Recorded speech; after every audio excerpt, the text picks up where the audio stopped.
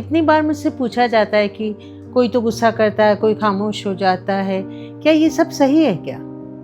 एक एग्जाम्पल देती हूँ कि मेरे पास एक फैमिली आती है जिसमें कोई भी अगर स्ट्रेस है घर में, कोई भी प्रॉब्लम हो गई, कोई वजह हो गई, तो फादर चुपचाप मुड़ के चला जाता है, कमरे में बंद हो जाता है, खामोश हो जाता है।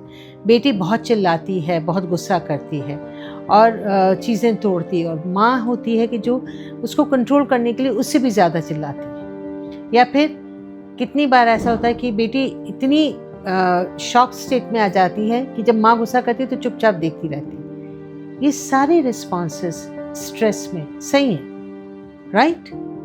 बिकॉज आप चूज करते हो आपको कैसे रिस्पॉन्ड करना है।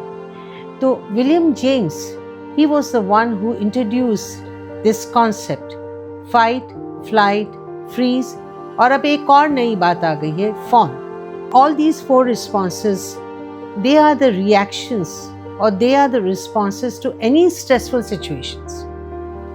फाइट का मतलब है आर्ग्यूमेंट करना, चिल्लाना, गुस्सा करना, अपनी बात को प्रूव करना, उसके लिए फाइट करना। फ्लाइट का मतलब है चुपचाप हो जाना, खामोश हो जाना, जवाब नहीं देना, वहाँ से उठ के चले जाना। फ्रीज का मतलब है कि आप एक शॉक स्टेट में आ जाते हो, you don't know how to respond. तो आप ना हाँ बोलते हो ना बोलते हो, बस you just stay there as if like you are hook to that point. Maybe you are not understanding, maybe mentally you are not even there, okay.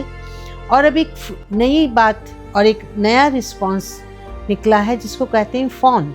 Fawn means आप बहाने बनाते हो, आप मैनिपुलेट करते हो। जैसे कई बार students manipulate करते हैं, होमवर्क नहीं करना होता है, स्कूल नहीं जाना होता है, तो बीमार हो गए हैं, पेट में दर्द हो रहा है, या किसी की डेथ हो गई है, तो somehow to make that situation under control, they start making excuses.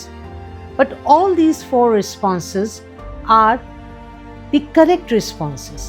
But how well you choose it, आपको कब कैसा क्या रिस्पॉन्स चूज करना चाहिए, ये बहुत ज़रूरी होता है आपके ब्रेन के लिए। चाहे वो सिचुएशन छोटी हो बड़ी हो, वो स्ट्रेस आपका बड़ा हो छोटा हो, लेकिन रिस्पॉन्ड तो करना ही है। तो आप इन 4 तरीकों में से कौन सा चूज करते हो? What is your choice and what is the right choice at that moment which suits you, that is your response.